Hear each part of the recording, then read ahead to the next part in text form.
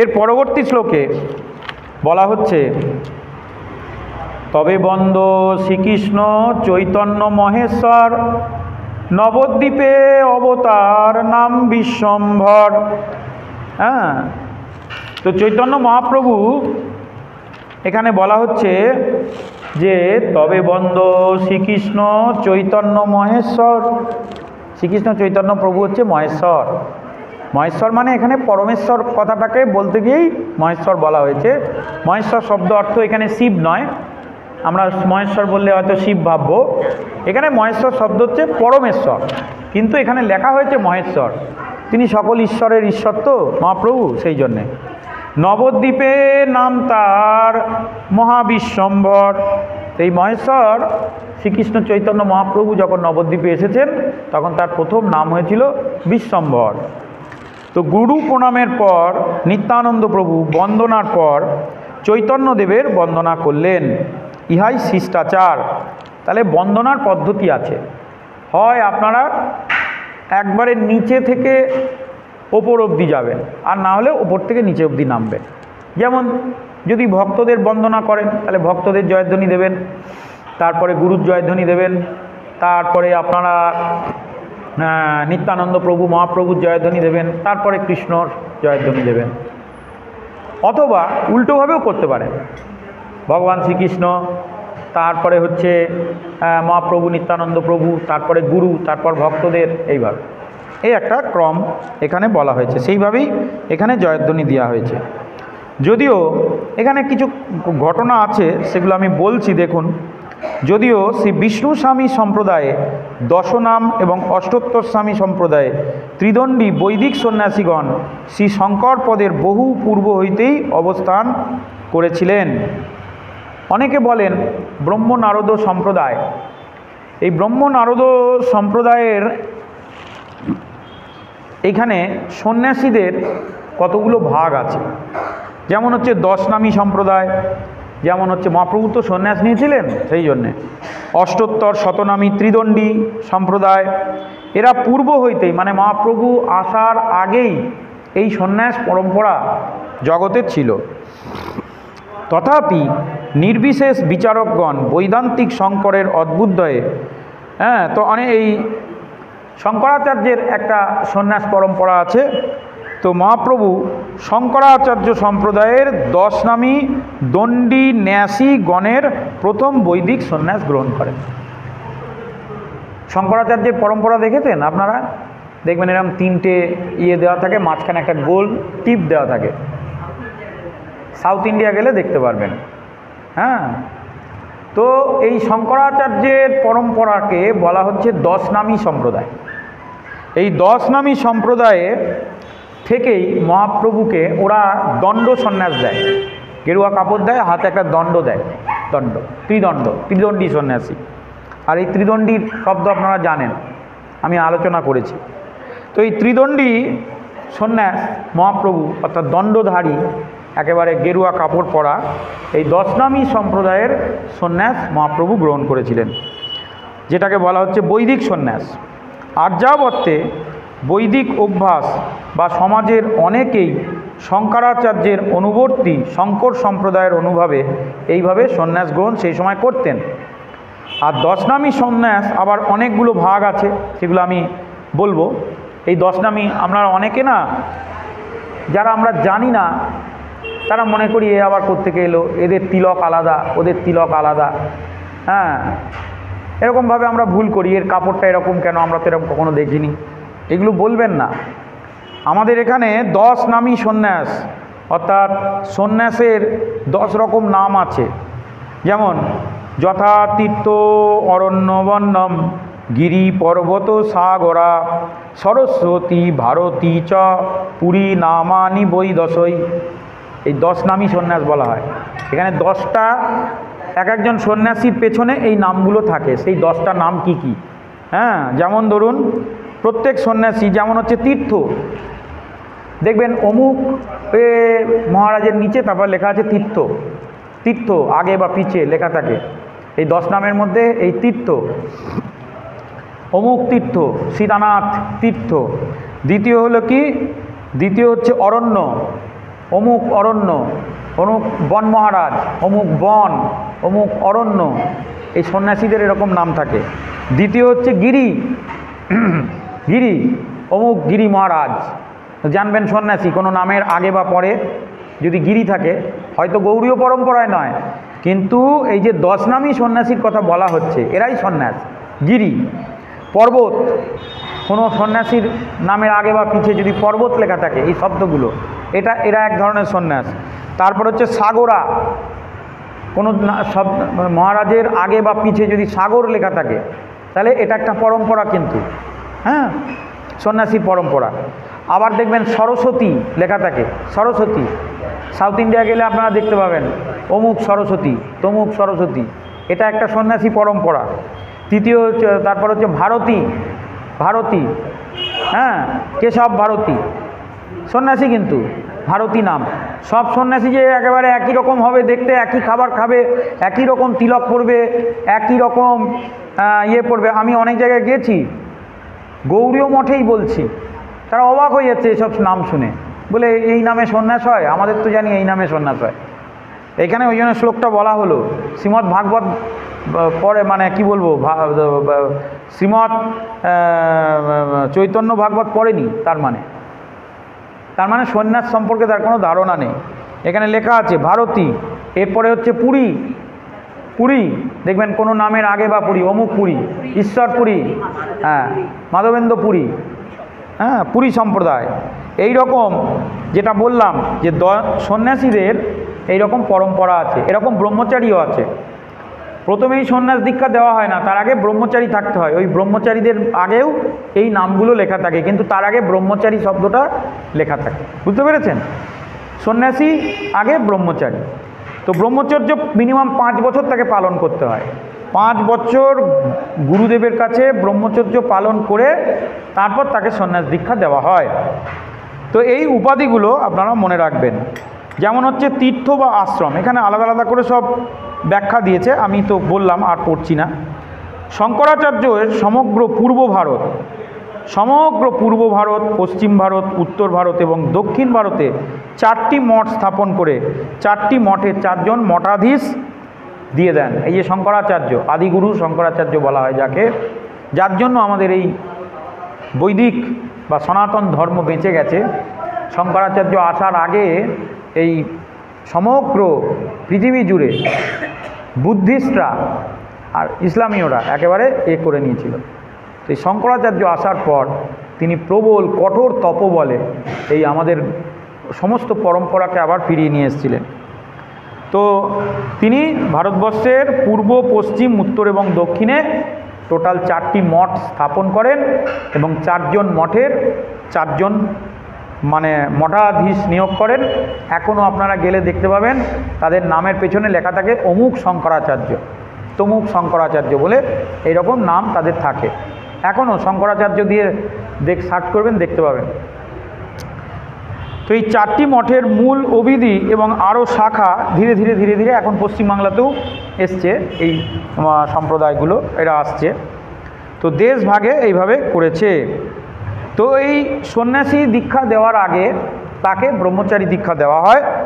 তো মহাপ্রভু ব্রহ্মচর্য পালন করেছিলেন, ব্রহ্মচারী দীক্ষা নিয়েছিলেন এবং এই সব সম্প্রদায়ে আছে। শ্রী মহাপ্রভু পরে কেশব ভারতের নিকট, এই যে ভারতী আমরা বললাম যে ভারতী নাম থাকে, কেশব ভারতীর নিকট সন্ন্যাস গ্রহণ করবার একটা অভিনয় করেছিলেন। যে এই যে বলা হচ্ছে না, এই যে অরণ্য, সেই জন্য মহাপ্রভুর যে নাম, সেটা নাম দেওয়া হলো শ্রীকৃষ্ণ চৈতন্য, পেথরে জফলা। এখানে প্রথমে মহাপ্রভু ছিলেন ব্রহ্মচারী, যেখানে বলা হচ্ছে যে শ্রীকৃষ্ণ চৈতন্য ব্রহ্মচারী, কিন্তু তিনি যেহেতু ভগবান, মানে গুরুদেব কেশব ভারতী সাক্ষাৎ দীক্ষা দিচ্ছে ভগবানকে, তাই জন্য ব্রহ্মচারী নামও পেছনে দেয়নি। আর শ্রীকৃষ্ণ চৈতন্য সন্ন্যাসী বা কোনো মহারাজ এসব আখ্যাও দেওয়া হয়নি। শুধু এই কেশব ভারতী তো বুঝতে পেরেছিলেন দীক্ষা দেওয়ার আগে যে আমি কোন মন্ত্রে তোমাকে দীক্ষা দেবো।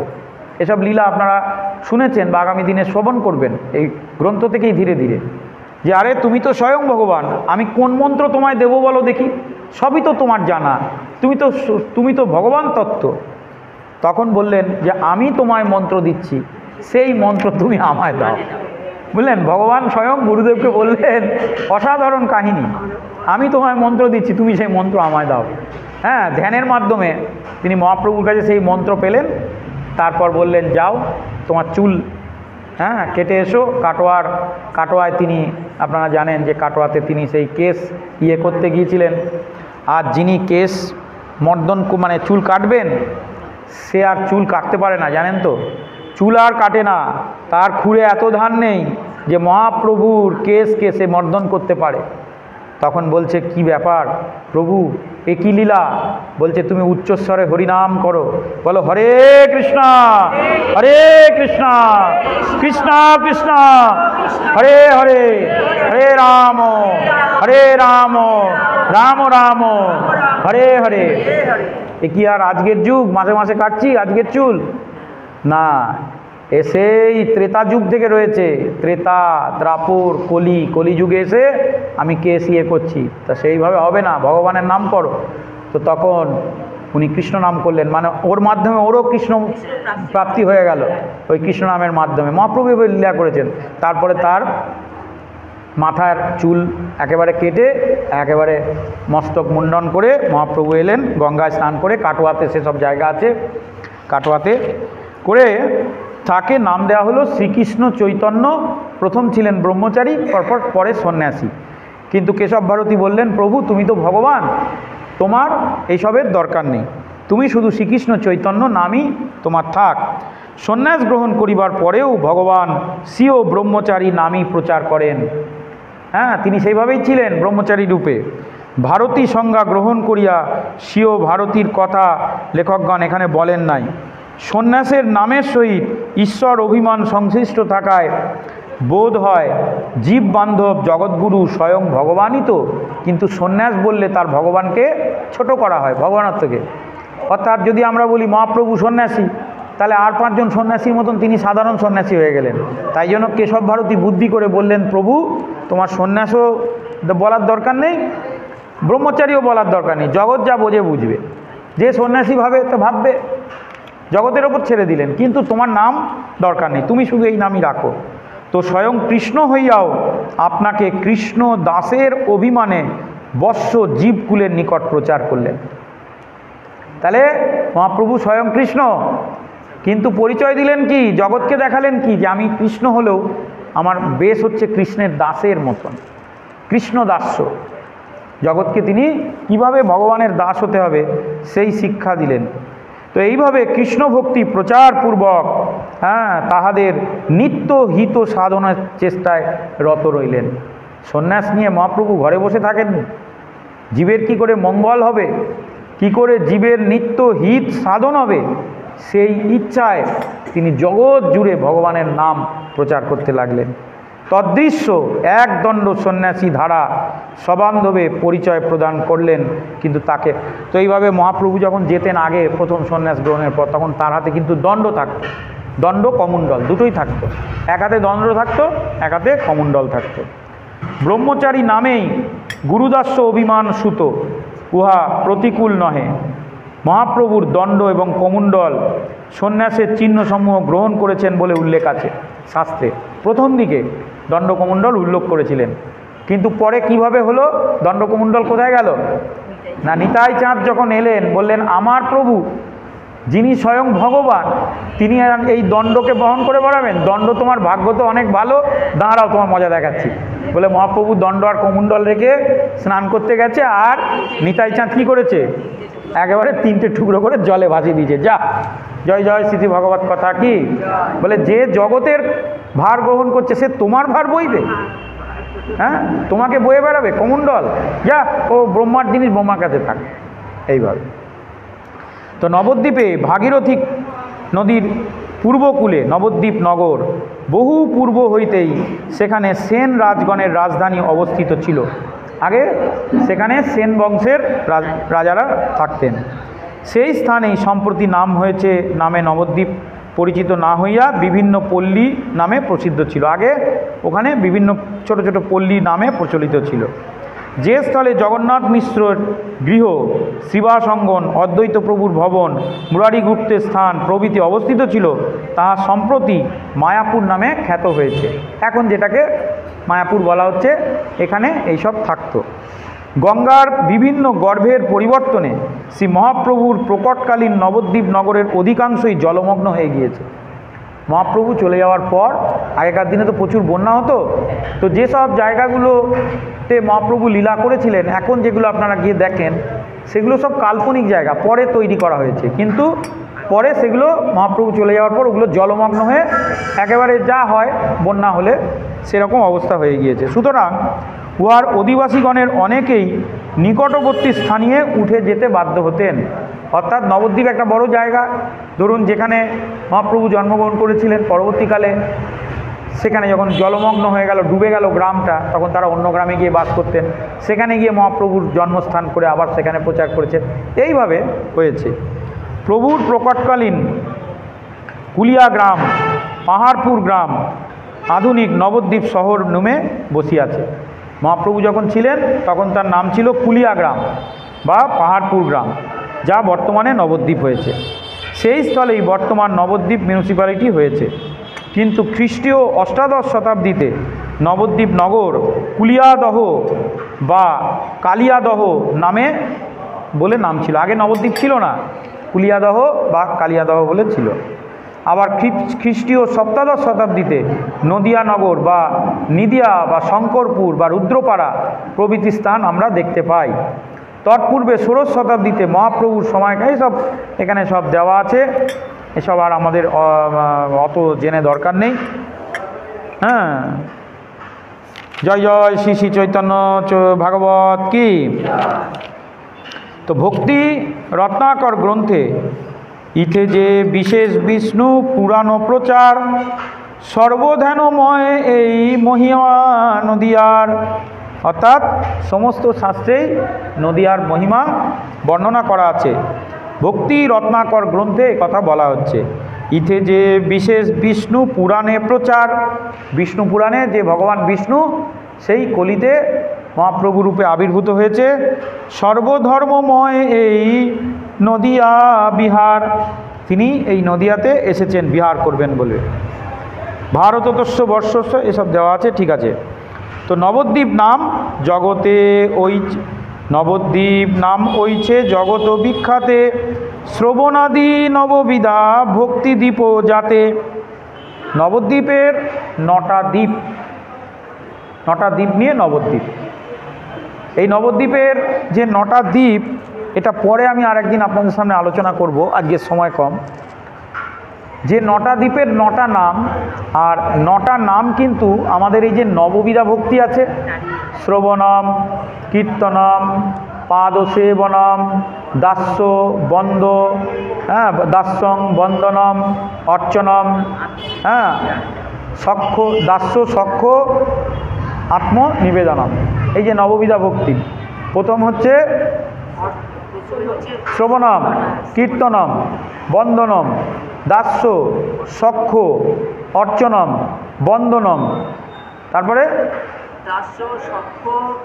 তারপর লাস্টে আত্মনিবেদনম। এই যে নববিধা ভক্তি, 9টা ভাবে যে আমরা ভগবানকে ভক্তি করি, এই 9টা দ্বীপ হচ্ছে 9টা ভক্তির এক একটা রূপ। হ্যাঁ, তো সেই আমি আনবো পরে সেই গ্রন্থ, এক একটা দ্বীপ এক একটা গ্রন্থের কিভাবে এই করে, ওই দ্বীপে বাস করলে আপনার ওই কৃপাটা হবে। যেমন শ্রবণম দ্বীপ, হ্যাঁ, কীর্তনম দ্বীপ, আপনার কীর্তন হবে, এইরকমভাবে আছে, পরে আলোচনা করব। তো এইভাবে শ্রবণাদি যে নববিধা ভক্তি সম্পর্কে বলা হয়েছে, সেই শ্রবণাদি নববিধা ভক্তি হচ্ছে ওই নবদ্বীপ, 9টা দ্বীপ হচ্ছে ওর জন্যে আখ্যিত। শ্রবণ কীর্তন আদি নববিধা ভক্তি, দেহ ভাগবতে প্রহ্লাদের উক্তি, এই তো এখানে দেওয়া আছে। প্রহ্লাদ মহারাজ বলেছেন শ্রবণম কীর্তনম বিষ্ণু স্মরণম, হ্যাঁ এটাই আসছিল না মনে, শ্রবণম কীর্তনম বিষ্ণু স্মরণম পাদসেবনম অর্চনম বন্দনম দাস্যং সখ্য আত্মনিবেদনম ইতু পুংসার্জিত বিষ্ণু ভক্তি অর্চনম লক্ষণা ক্রিয়তে ভগবদ্ভক্তা তন্মধ্যে হি উত্তমম। তো একজন উত্তম ভগবত ভক্ত প্রহ্লাদ মহারাজ বলছেন শ্রীমদ্ ভাগবতমের সপ্তম স্কন্ধের পঞ্চম অধ্যায় 23 আর 24 নম্বর শ্লোকে ভাগবতে বলা হচ্ছে, শ্রবণম কীর্তনম বিষ্ণু স্মরণম পাদ সেবনম অর্চনং বন্দনং দাস্যং সখ্য আত্মনিবেদনম। তো এইভাবে 9 ভাবে আমরা যে ভগবানের ভক্তি করি, এই নববিধা ভক্তি 9টা দ্বীপে পরিপূর্ণ হয়েছে, 9টা দ্বীপ। তো অথবা এইভাবে নাম করে দেওয়া হয়েছে। সত্য ত্রেতা দাপর কলির আরম্ভেতে বলছে কি, অথবা শ্রী নবদ্বীপে নবদ্বীপ নাম পৃথক পৃথক কিন্তু হয় এক গ্রাম। সত্য ত্রেতা দাপর কলির আরম্ভেতে নহিল সে নামের ব্যত্যয় কোনো মতে। বলছে অথবা শ্রী নবদ্বীপে নবদ্বীপ নাম পৃথক পৃথক কিন্তু হয় এক গ্রাম। 9টা দ্বীপ কিন্তু নাম লোকে বলে নবদ্বীপ। নবদ্বীপ কিন্তু যদি আপনি যান কোথায় যে নবদ্বীপ কোথায় খুঁজে পাবেন না। আসলে নবদ্বীপ বলে কিছু নেই। আসলে নবদ্বীপে গিয়ে আপনাকে বলতে হবে যে আমি নবদ্বীপের কোন দ্বীপটায় যাব, বুঝতে পারছেন? মায়াপুরে যাব কি অমুক জায়গায় যাব তমুক জায়গায় যাবো, এরকম 9টা ছোট ছোট দ্বীপ, বিশাল বড় গঙ্গা, তার ক্ষেত্রে ছোট ছোট ছোট ছোট দ্বীপ, সেই 9টা দ্বীপ নিয়ে নবদ্বীপ। সবটাকেই নবদ্বীপ বলা হয়। মায়াপুরও নবদ্বীপ, এপারে যাবেন ওটাও নবদ্বীপ, ওদিকেও নবদ্বীপ, 9টা দ্বীপ। আর এই যে যখন এই যে পরিক্রমা হয় না মার্চ মাসের গৌর পূর্ণিমার আগে থেকে, তখন ওই 9টা দ্বীপ পরিক্রমা করা হয়, 9টা দ্বীপ পরিক্রমা করা হয়। আর এই 9টা দ্বীপ হচ্ছে নববিধা ভক্তির স্বরূপ। আমি পরে আলোচনা করব যে কোন দ্বীপ কোন ভক্তির আখ্যান। শ্রবণম কোন দ্বীপের জন্য, হ্যাঁ, শ্রবণম কীর্তনম কোন দ্বীপের জন্য, এগুলো আলোচনা করব। সত্য ত্রেতা দাপর কলির আরম্ভেতে নহিল সে নামের ব্যত্যয় কোনো মতে। তো কলির আরম্ভে ভগবান এইভাবে লীলা করেছেন। জইছে কলি বৃদ্ধ তৈছে নামের অবর্তায়, তথাপি সে সব নাম অনুভব হয়। তো জইছে কলি বৃদ্ধ তৈছে নামেরও বর্তায়। যখন কলির আস্তে আস্তে বয়স হবে, এই যদি কোনো ব্যক্তি নাম গ্রহণ না করে, হ্যাঁ, কৃষ্ণের ইচ্ছায় আস্তে আস্তে আস্তে আস্তে ভগবান কল্কি অবতার রূপে এসে জগৎকে ধ্বংস করবে। বজ্রনভ তৈছে কৃষ্ণেরও ইচ্ছাতে, বসাইলা গাম কৃষ্ণ লীলা অনুসারেতে। কতকাল পরে কথা গ্রাম লুপ্ত হইল, কত গ্রাম লোকে অস্তব্যস্ত কইল। এখানে একটা কথা বলা হচ্ছে, তৈছে নবদ্বীপে অন্তর্ভুক্ত যত গ্রাম, প্রভু ভক্ত লীলামতে ব্যক্ত হইল নাম। যেমন এখানে বলা হচ্ছে যে বজ্রনাভ তৈছে কৃষ্ণের ইস্তাতে।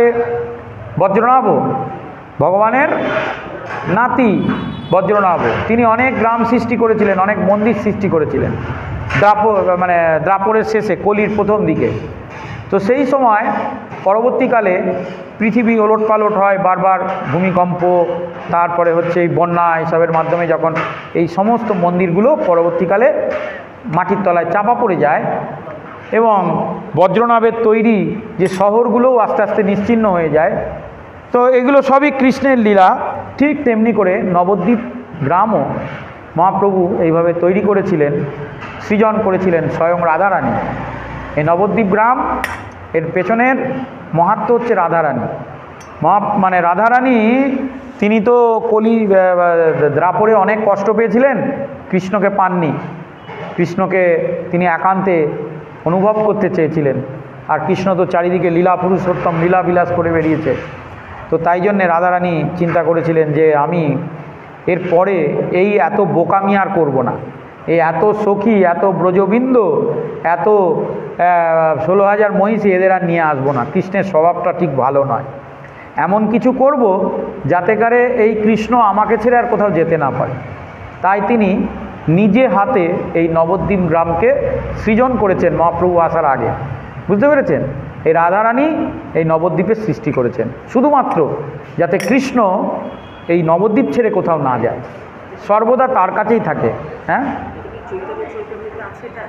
চৈতন্য চরিতামৃতে আছে, হ্যাঁ অবশ্যই আছে, অবশ্যই আছে। আমরা ধীরে ধীরে পড়ব। সে তো বলছেন যে স্বয়ং রাধারানী তার কৃষ্ণকে একেবারে নিজের কাছে বেঁধে রাখার জন্যে এই নবদ্বীপ ধাম তৈরি করেছিলেন। আর এই নবদ্বীপ ধামও আস্তে আস্তে আস্তে আস্তে কালের প্রভাবে, প্রলয়ের প্রভাবে এই চেঞ্জ হতে থাকে, যেরকম বজ্রনাভর চেঞ্জ হয়েছে। তৈছে নবদ্বীপ, আচ্ছা, প্রভু ভক্ত লীলামত ব্যক্ত হইল নাম, কত অস্ত ব্যস্ত কত লুপ্ত সেই মতে, কিন্তু নবদ্বীপ নাম জানাই ক্রমেতে, দ্বীপ নাম শ্রবণে। তো বলছেন যে দ্বীপ নাম শ্রবণে সকল দুঃখ ক্ষয়, গঙ্গা পূর্ব পশ্চিম তীরতে শুধু দ্বীপ নয়।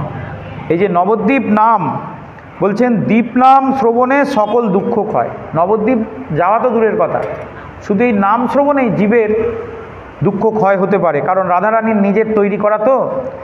গঙ্গা পূর্ব পশ্চিম তীরেতে দ্বীপ নয়, পূর্বে অন্তর্দ্বীপ শ্রী শ্রীমন্ত দ্বীপ হয়, গৌদ্রুম দ্বীপ শ্রীধাম দ্বীপ চতুষ্টয়, কোলাদ্বীপ ঋতু জন্নু মদ্রদ্বীপ আর, রুদ্রদ্বীপ এই প্রান্ত পশ্চিমেতে চার, এই নবদ্বীপে শ্রী নবদ্বীপ হেতায়, প্রভু প্রিয় শিব শাক্তাদি শোবে সদায়।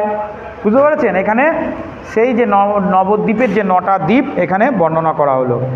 প্রথম দ্বীপের নাম কি? অন্তর্দ্বীপ। দ্বিতীয় দ্বীপ কি? শ্রীমন্ত দ্বীপ। তৃতীয় দ্বীপ কি? গৌদ্রুম দ্বীপ।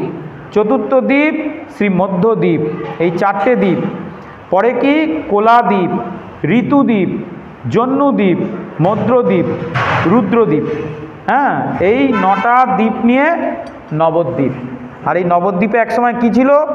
এখানে বলা হচ্ছে, এই নবদ্বীপে শ্রী নবদ্বীপ হেথায়, প্রভু প্রিয় শিব শাক্তাদি শোবে সদায়।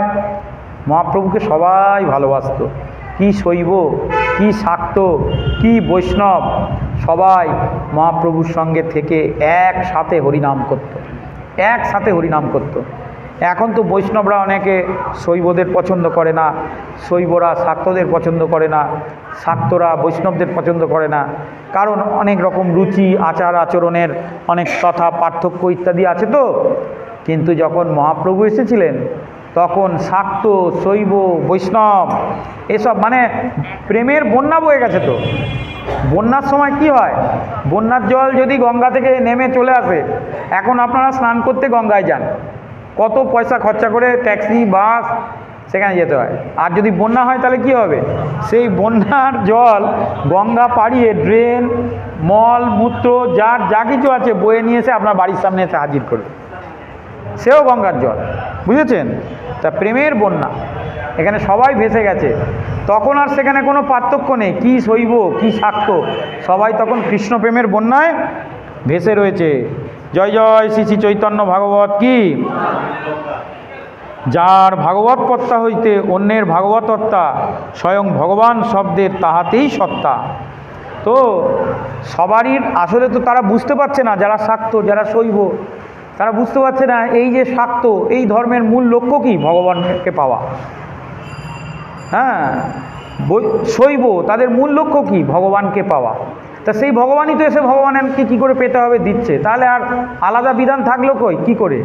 একই ধর্ম, একই মত, একই নাম, একই সব। হ্যাঁ, একম অদ্বিতীয়ম হয়ে গেছিল মহাপ্রভুর টাইমে। আবার আমরা আস্তে আস্তে আস্তে আস্তে বিভক্ত হয়ে যাচ্ছি।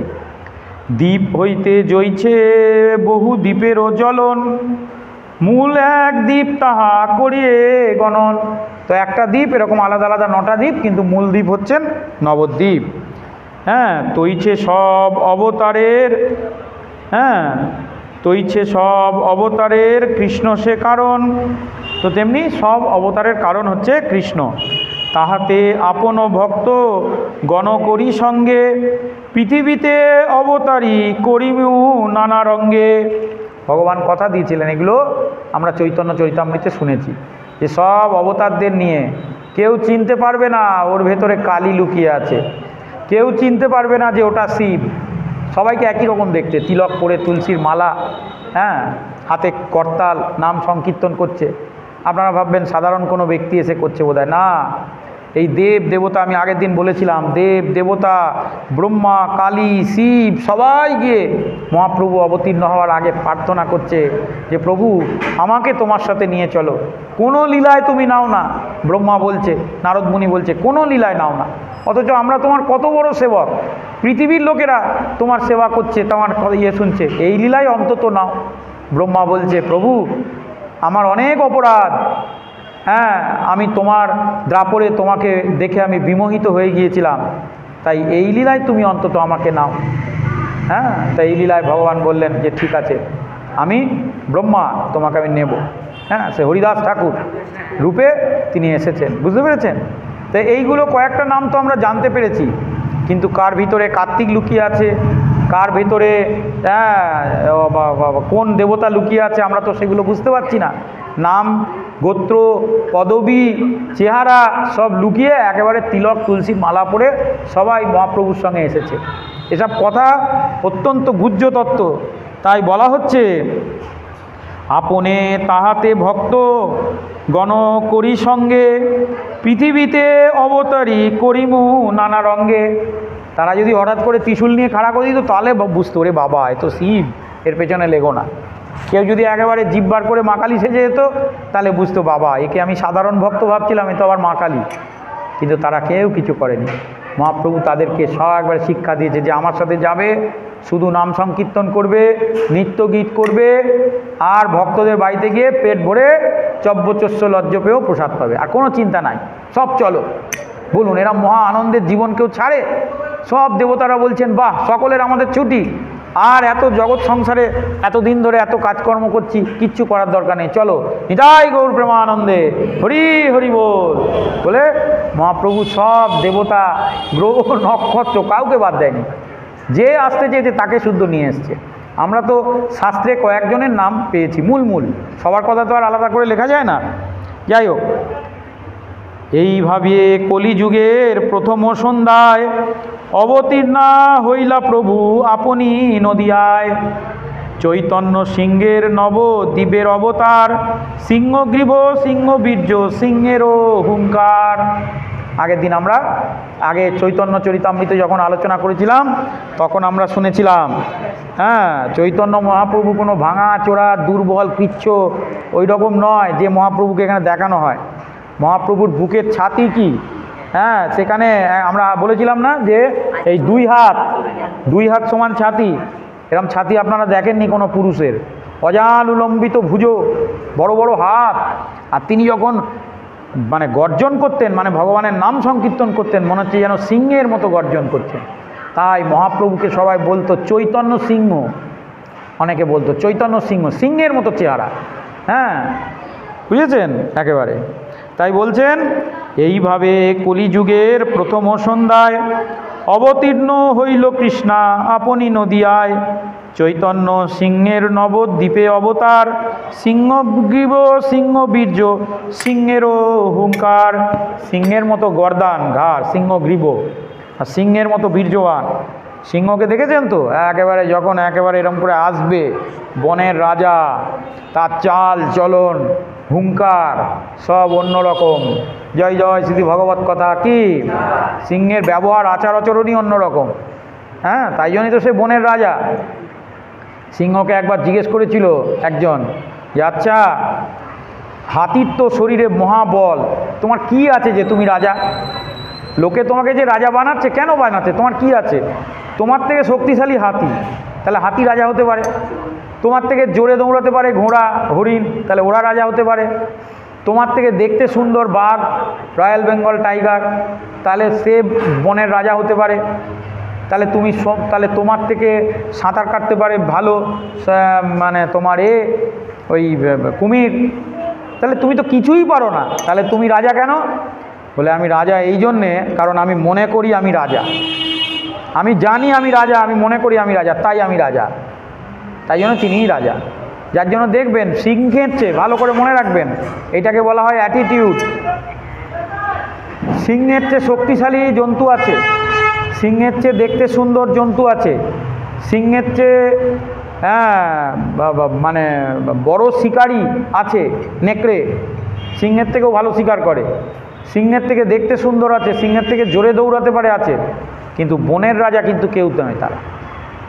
হাতি চাইলে সিংহকে ধরে পটকে দিতে পারে, কিন্তু রাজা করা হয়েছে সিংহকে। ওই সিংহকে যখন হাতি দেখবে না, আর সঙ্গে সঙ্গে দৌড়ে পালাবে। জয় জয় শ্রী ভগবত কথা কি? তার মানে আপনারা ভাববেন না যে আপনাদের সিংহের কাহিনী শোনালাম। এর বক্তব্য এটাই যে মহাপ্রভু হচ্ছেন আমাদের সেই পুরুষ সিংহ, যাকে দেখলে ব্রাহ্মণ, ক্ষত্রিয়, বৈশ্য, শূদ্র সমস্ত জাতির লোক, সমস্ত বর্ণের লোক, শৈব শাক্ত সব এক ঘাটে জল খায়। যা বলে তাই বলায়, যা করে তাই করায়। জয় জয় শ্রী শ্রী চৈতন্য মহাপ্রভু কি? এই হচ্ছেন আমার চৈতন্যচন্দ্র, তাকে কখনো দুর্বল ভাববেন না। হরে কৃষ্ণ। জয় রাধা মাধব জয় কুঞ্জ বিহারী জয়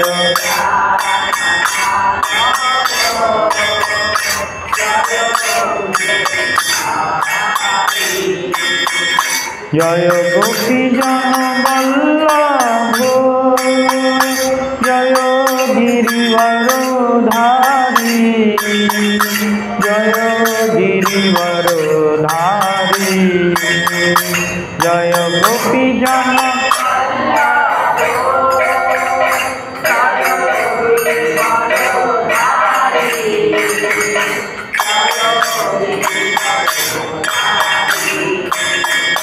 জয় যশোদানন্দন ব্রজজন রঞ্জন যশোদা যমুনা তীর বনচারী যমুনা জয় রাধা মাধব জয় কুঞ্জ বিহারী জয় রাধা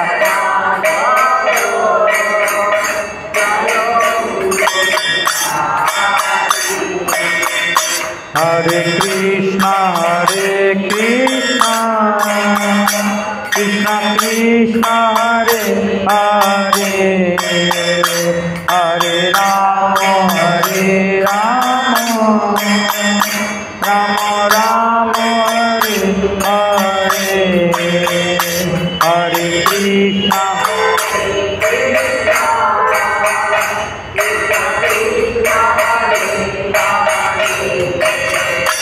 হরে রাম হরে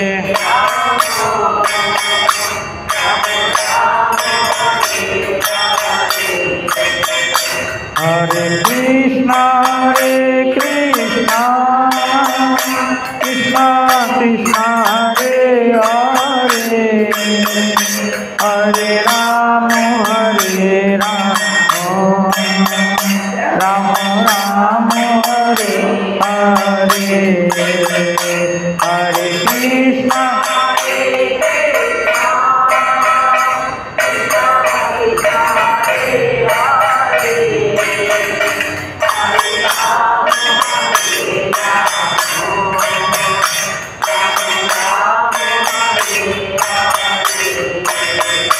জয় রাধা মাধব রাধা মাধব রাধা মাধব জয় রাধা মাধব জয় রাধা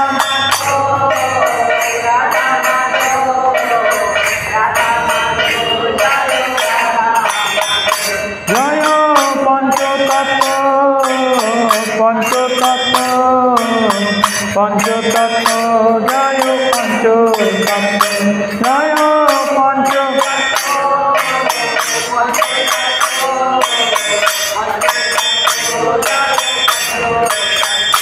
জয় গৌরনিতাই গৌরনিতাই গৌরনিতাই জয় গৌরনিতাই জয়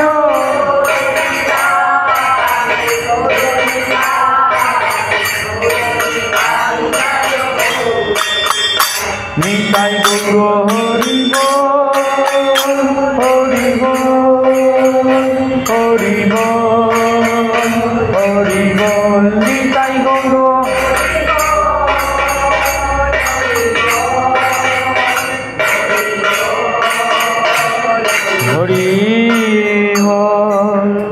নিতাই গৌর প্রেমানন্দে হরি হরি বল।